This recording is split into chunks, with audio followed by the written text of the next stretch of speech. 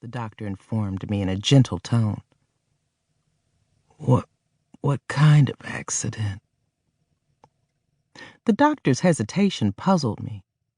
Until somebody told me what had happened, I wouldn't allow myself to think that I'd been the victim of something sinister, such as a mugging, or that I'd gotten caught in the crossfire of a drive-by shooting. My mind didn't work that way. I assumed I'd tripped over something and fallen and hit my head on the concrete sidewalk hard enough to cause unconsciousness. I even considered the possibility of a dog attack or a mysterious seizure. It was a hit and run. The doctor went on to tell me that a careless driver had run a red light and mowed me down in the middle of the street. The thought that somebody had injured me and had left me for dead made me sad and angry. It was a rude awakening to know that a person as kind, humble, and considerate as I was had encountered such a heartless individual.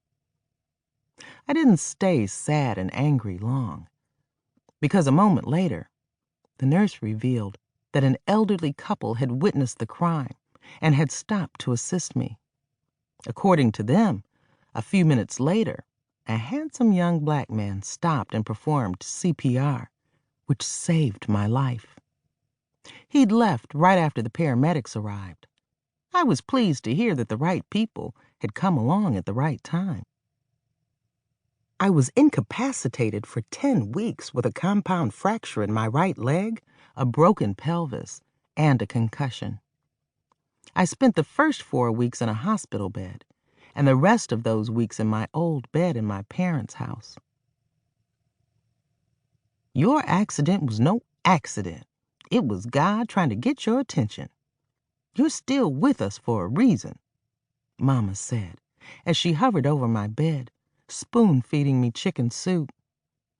I didn't have the nerve to tell her that was the nastiest stuff I'd ever tasted. I know, Mama, I sighed. I grimaced and forced myself to swallow another spoonful of the deadly concoction. And I'm going to make every day count. I'm glad to hear that. Mama shoved the spoon into my mouth again.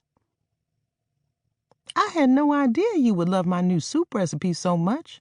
Nobody else does, not even me.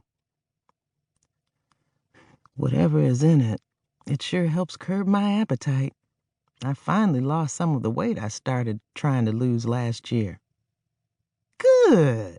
I'll make you a fresh pot every day until you lose the rest of that weight. Thanks, Mama, but you don't have to do that.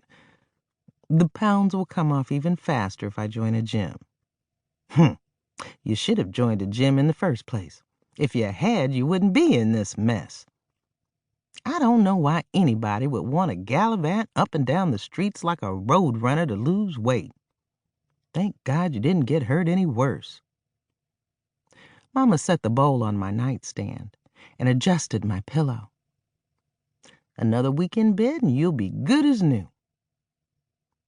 I was anxious to get back into the swing of things, except I wasn't sure exactly what I wanted to do now.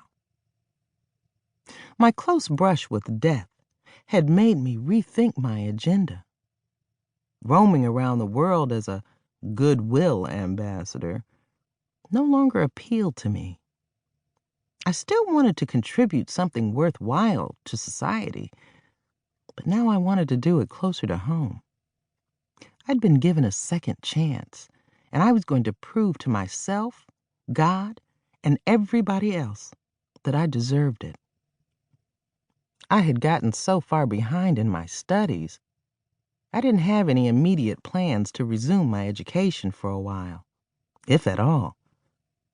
After being at the mercy of my overbearing mother for so many weeks, I was more anxious to go back to work and interact with other people again. And, for my own peace of mind, I needed to be in a place of my own. The last time the subject of my moving out came up, Mama told me, "You can stay with us for the rest of your life if you want to."